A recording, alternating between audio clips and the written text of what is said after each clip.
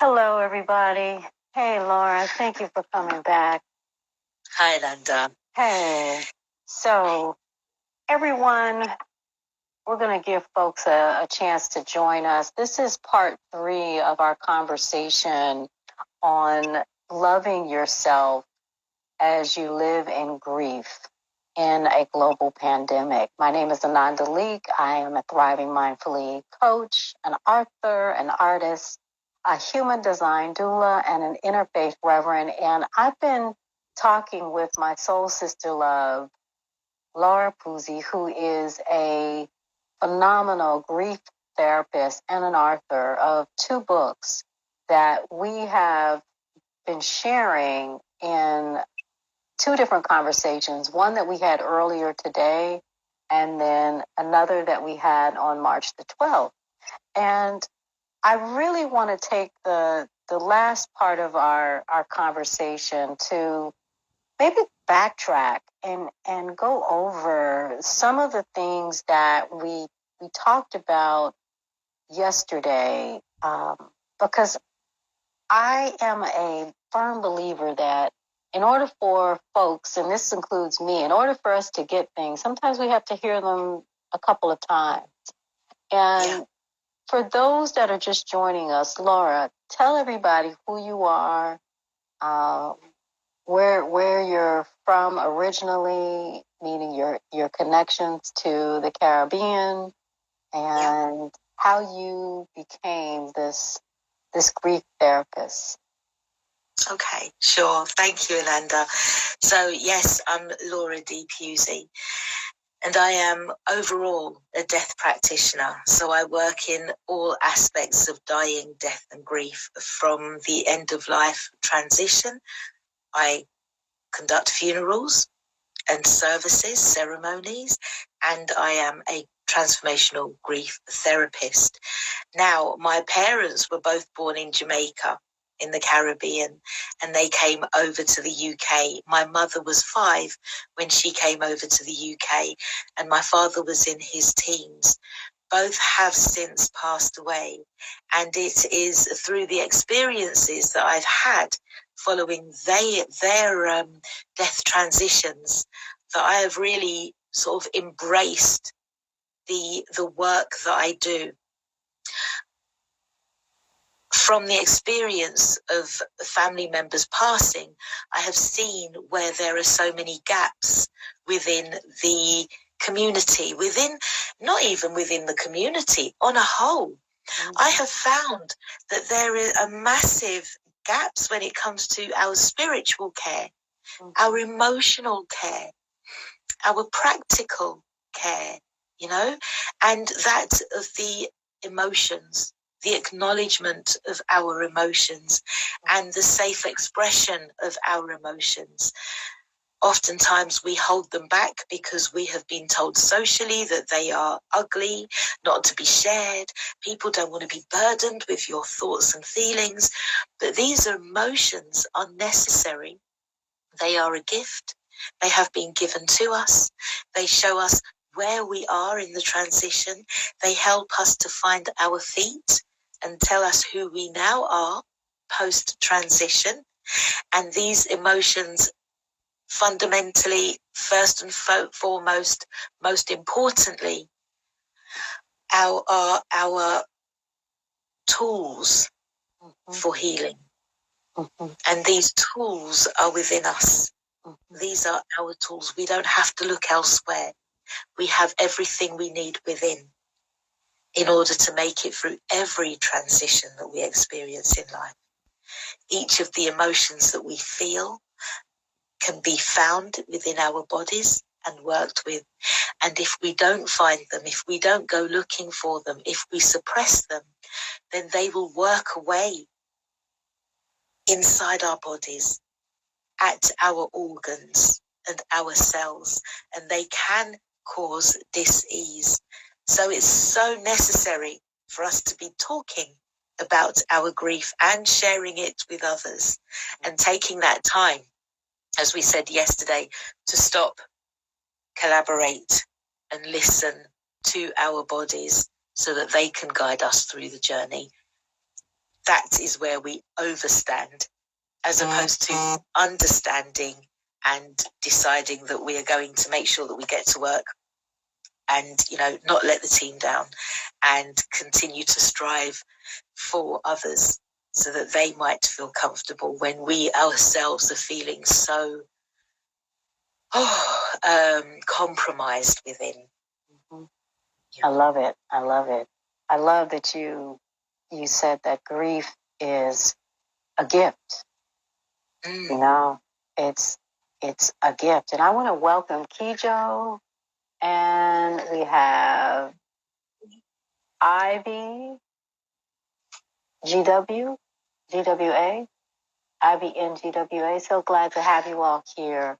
So you are really, I'd say, a pioneer of sorts, because you have created two tools that folks can use. And in particular, you have created tools that are universal and personal to people who look like us, people that are in the African diaspora, both in the European countries where you are, in the UK, and in the Caribbean, as well as folks that are here in the Americas and all over, and folks in the continent, I would say, also.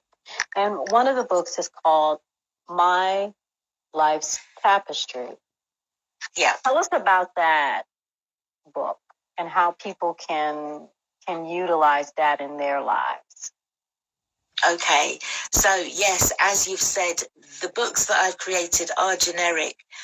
My Life's Tapestry is a workbook that is to be worked with another, one other, within the family or within groups.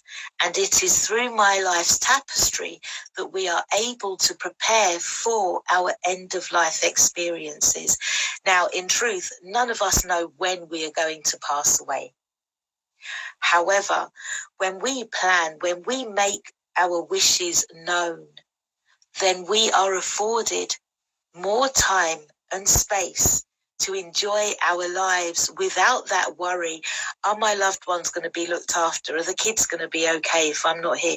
What would happen if I passed away tomorrow? To an extent, a lot of that worry is allayed when we have completed My Life's Tapestry. So not only do we work at the end of life, we start at the beginning. We talk about the family tree. We talk about the family, the marriages, the births, the experiences that we've had, the schools we went to, the friends we made along the way, the music we listened to, and everything that we've enjoyed through life, food, the lot. Mm-hmm. And then we talk about traditions and rituals. We talk about those things that are important to us and that have kept us going along our journey, those things that we have experienced and upheld, which is, carried down through our lines. We also talk about our health as well. And then we move on to our belongings, our possessions. Who gets what? And the reason why I've written this is because a lot of families tend to disintegrate when a loved one passes away. Often it can be over money and possessions. And so if we have clearly stated who we want to get what at that time, it really helps those around us to know, so that we can minimize any conflict that might happen when we are no longer here. Mm-hmm. So we talk about the will, and we talk about the funeral plans and the insurances and, all of those different accounts. We talk about intellectual property even, and who has rights to that, before we then move on to the end of life. Where would you like to pass away? Would you like to do so in a hospital setting or at home? So about, I think it's about 60% of people would rather make their transition at home. Mm-hmm. But not even 50% of that 60% get to do so. Yeah. Often the transition will take place in a hospital setting, because discussions weren't made beforehand to ensure that our loved ones were given the care that they needed at that time. You may want to have candles burning. You may want to have incense, windows open, music playing. If you're at home, then you can have as many visitors as you like. You can have people supporting the family and just there with you. We used to make our transitions together in the community as one. Now, I'm not sure how it is in the USA, but in the UK, oftentimes now, especially seen as pandemic, we're in a sterile hospital environment. Yeah. Visiting time is over at 8:00. And I've spoken to so many people who have said, I got the phone call to say, come, your mum's going. And I didn't make it in time. I've spoken to so many people who have said they went into the ambulance and that was the last I saw of them. So many people who don't have closure because the transition has happened outside of their awareness.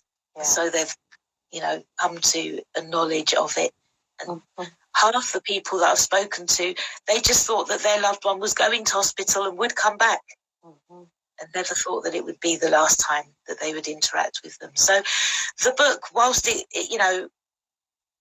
death is going to happen, and it is going to happen in its own way and in its own time. But when we have it written down, how we would like for it to be, it helps not only us, but our family members. It enables them to go to the doctors and say, this is how mum or dad would have liked it. This is what grandma or granddad would have wanted.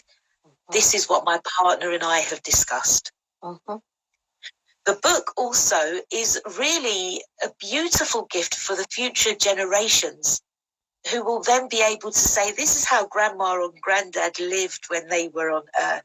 And it is through them that I have come, So the book just works on so many different levels, and within My Life's Tapestry as well, there are areas where you can just write those little ingredients of life, those little hacks, those little tips and hints that you would like to hand down through the generations.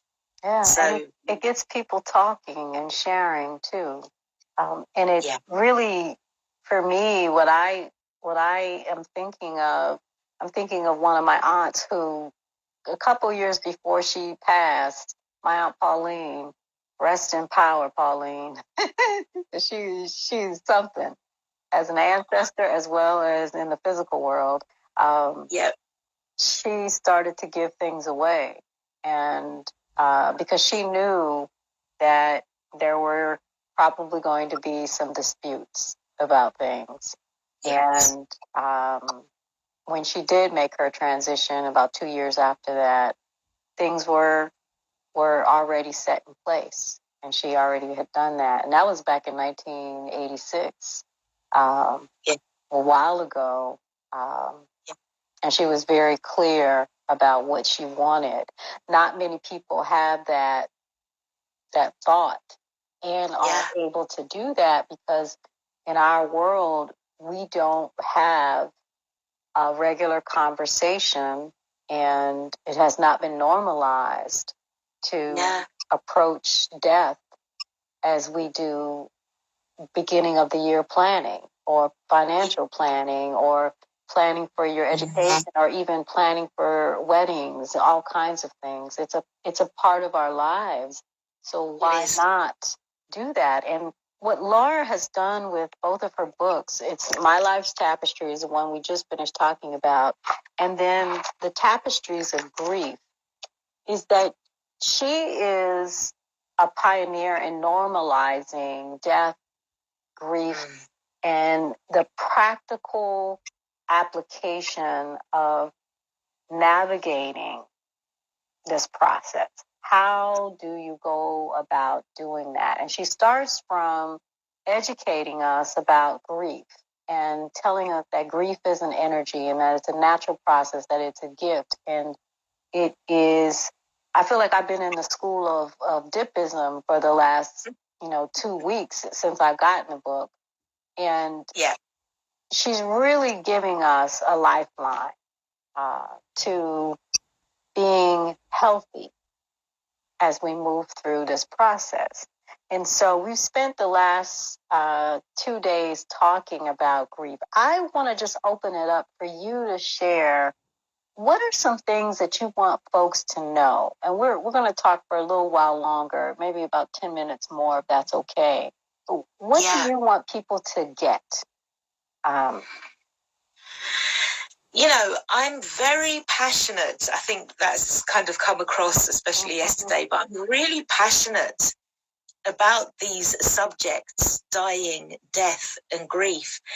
And I think maybe, in the past, or not in the past, there are some people who will avoid me because they think I'm a bit morbid. That the subject, the topic, this whole thing of death is not actually about death. This is about life. This is about recognizing that we are alive. So many people go to their graves without having lived. So many people go to their graves with secrets that they've held on to, that have killed them, that have not been shared, that then go on to affect others. So many people live lives that are seriously curtailed because they've not made the proper preparations for the end, and they've not come to terms with their grief and trauma. So yes, the books are about death, but the books are designed for us to live, to recognize that we are alive, to enjoy our life, to raise the quality, to come to an understanding of our being, of our constitution. And that's what I really want people to know.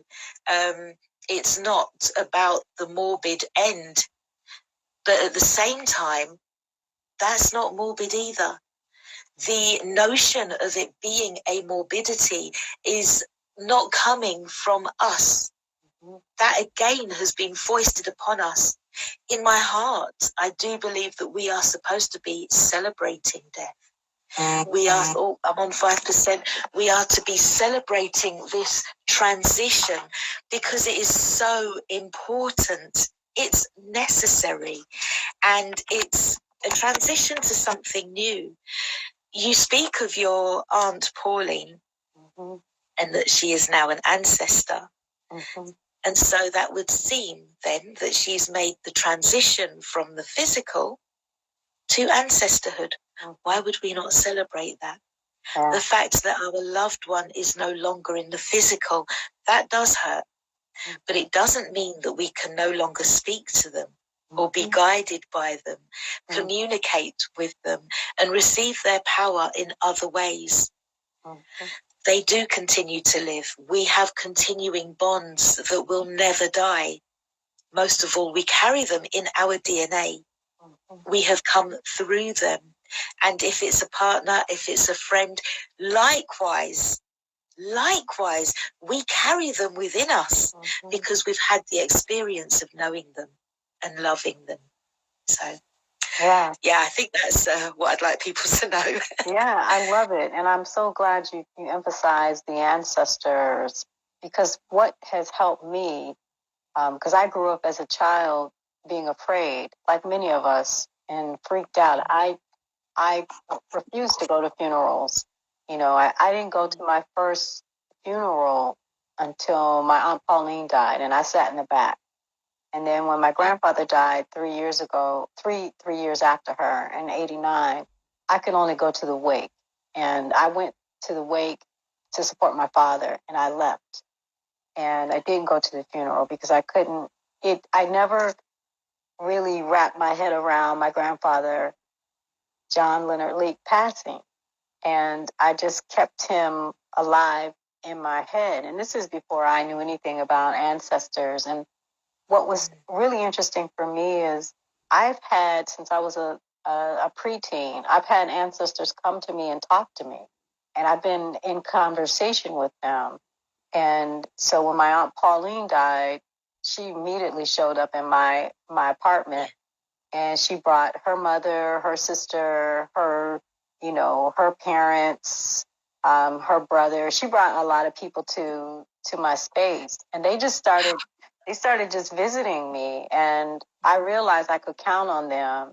And then as I developed my spiritual practices and really spent time exploring African practices, spirituality practices, and engaging in the practice of the celebration of Kwanzaa here in the States, I recognize how important it is for me to actively be in touch with my ancestors. So now when someone passes, like my friend and soul sister Love Lauren, who passed April 1st, 2021 because of COVID, I immediately went into conversation with her and said, yes, thank you for now being my ancestor and being my guardian angel, and you're here, and having conversations with her. And that practice of living with our loved ones in ancestorhood has helped me emotionally, physically,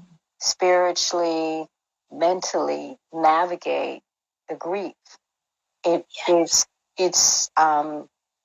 helped me release things in my body, and it's helped me navigate the release of the anger from not being able to go to the celebration of life, from not being able to be there for the family and in physical presence. It's allowed me to be able to have some peace. Yes.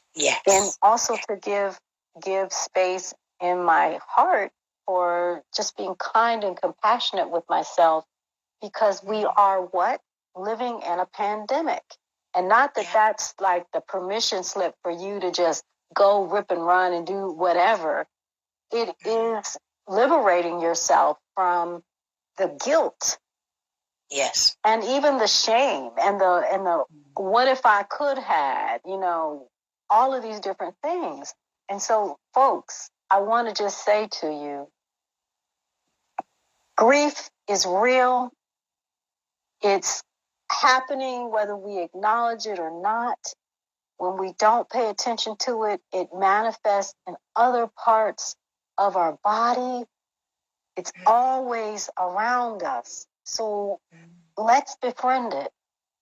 Let's utilize it as an opportunity to deepen how we love and care for ourselves. Let it wake us up to loving and living. And is it Dr. Aisha? I'm just going to say Dr. Aisha. Dr. Aisha said truth. And I'm like, yeah, it's true. And the work that Laura is doing to train folks to be able to use the tools that she's created in her life work and her books, Tapestries of Grief, as well as My Life's Tapestry, that's powerful, because you're creating an army, you said yesterday. And I'd love for you to talk about how you are empowering those of us that are catching the wave of your passion and wanting to be there for our families and our community. It would be easy to just pick up the books and to start working with them. But what I want to foster is a real awareness of the cultural differences and those extra experiences that we have that impact upon our grief. I really want there to be an awareness that grief is never experienced in isolation. So you have the grief, but then you have the children that still need to be cared for. You still have the bills. You may be battling with other things that were happening in life.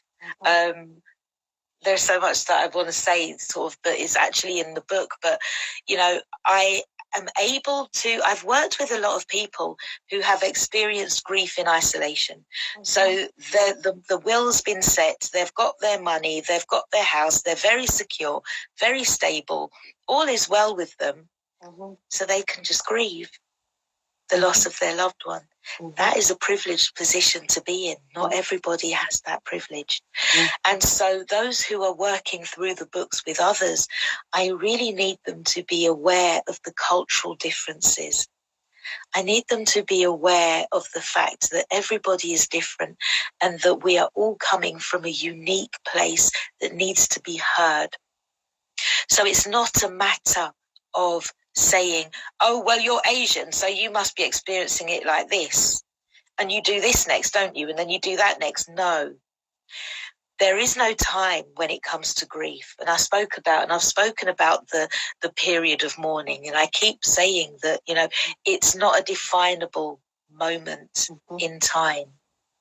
Because 10 years later, we can be hit with that feeling, my loved one's gone, and it can feel like it just happened yesterday. Yes. Yep. So those that I would like to be facilitating groups with others, they would know this, they would recognize this. In the UK, a lot of our healing is being conducted by people who do not adequately have an awareness of our cultures and our ways. So a lot of our sessions are taken up with having to explain, this is what Nine Night is. These are the different traditions. Oh, well, you know, if I say, I don't know, I'm going to have to deal with the family and send money abroad, that is a foreign concept to so many people. I've got land in Jamaica that I have to deal with. I don't know whether it's unfortunate or whether it was a privilege to listen in on a conversation that was taking place between a grief therapist, a grief counsellor rather, a Caucasian middle-class, middle-aged grief counsellor, and a sister from St. Lucia, who was saying that, you know, she didn't feel that she could go to her church with her problems. She didn't feel that she had any support because her husband's family didn't really like her. Now she had to go away and do all this work and she felt so alone. The grief counsellor was talking about getting her cats spayed. And I was on this phone call and I couldn't interrupt and I couldn't be heard because I wasn't there. I was just shadowing. And my heart was, I was angry. I felt like I was grieving for her. I was screaming. Mm-hmm. You know, this lack of cultural understanding will do more damage than good. It is necessary that we all do this work. It's a matter of all hands on deck, because as this pandemic continues to manifest in the ways that are coming soon, as I've said earlier on, we're going to experience more instances of negative mental health. Our brothers and sisters are going to need us that are maybe one step ahead to facilitate, to carry this grief and to be able to just hold space. So we need as many therapists as possible. We need as many people out there who are able to say, I've been there and I will be there for you. The books that I've written have come about because I needed them when my dad died. I needed them when my mum died, when my aunt passed away, and so many other people that I could mention. These are the books that I've needed.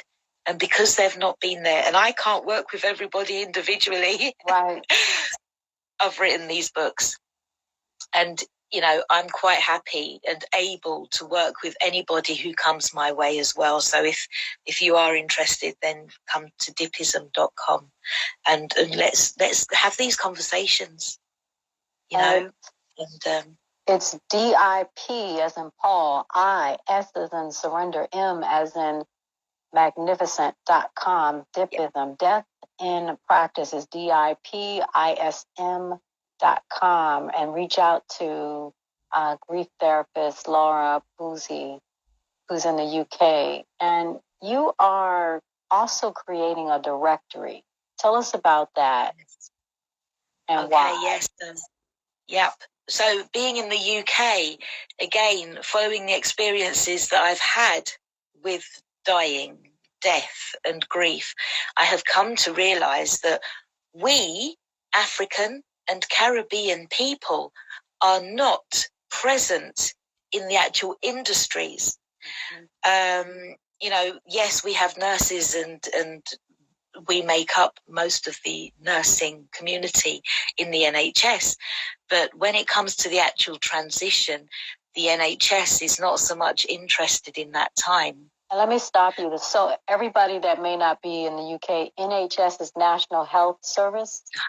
Yes, it's our National Health Service. I feel like I'm there sometimes. Yes. Our National Health Service is cracking at the seams. It's falling apart. It's well known. We've discussed it over here. There's no secret to it. And it's in dire need of a good shake-up. They don't deal with death. They are, and I suppose this is the same with all medical facilities, they are interested in life and extending life as far as they possibly can, because death is a phenomena that they can't yet come to terms with or explain. They tend to just leave it, to one side. But yeah, I can't actually remember what we were talking about. We're talking, it's okay. We're talking about the directory that you're putting together for people that live in the UK that want to have folks that look like them to be involved in the end of life celebration, the celebration of life process. That's it, yeah. So we're talking about the transition. We're talking as well about the ceremony surrounding the transition, before the transition is made and after the transition. We're looking for funeral directors of an independent nature. There are very, very few African and Caribbean within the UK. If I was to say that there are 10, maybe 15, then that would be about it throughout the whole of the UK that we have managed to locate. They're not all on the directory, but we are working our way up and down the country to see who is doing this work. Where are our carers?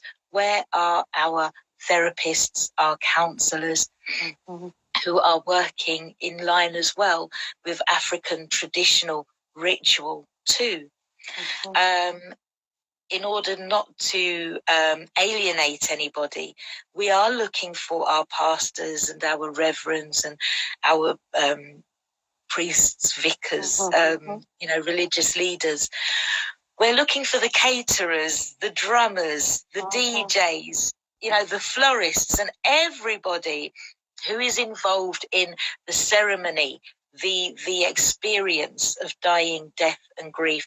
We're looking for our lawyers as well, and financial advisors and those that can help us with probate. We're looking for those who are able to minimize conflict within a family as well through resolution.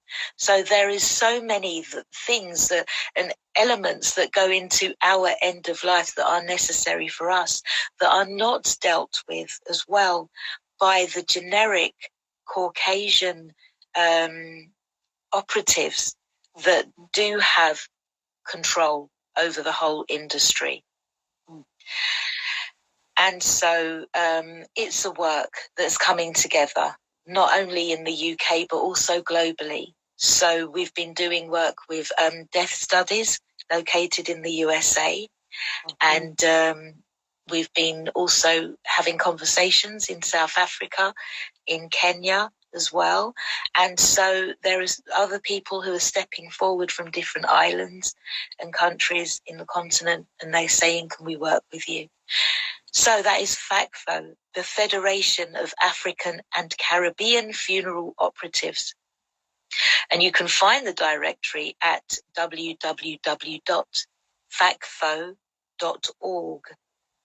Right. And I have to say, yes, it is primarily a directory, but we have so many plans for the future, being able to send delegates to other countries and have them come over here to share with ritual and tradition and practice, to educate and to grow, to, reunify our communities and our families and our loved ones.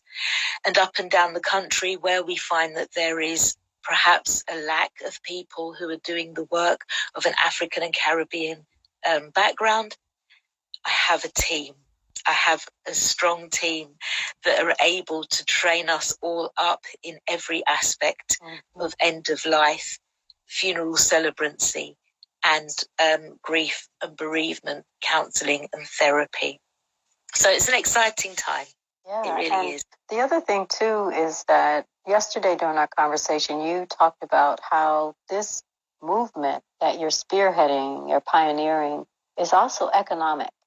It has an economic impact for those that are coming in the footsteps behind us. And tell us a little bit about that before we wrap up.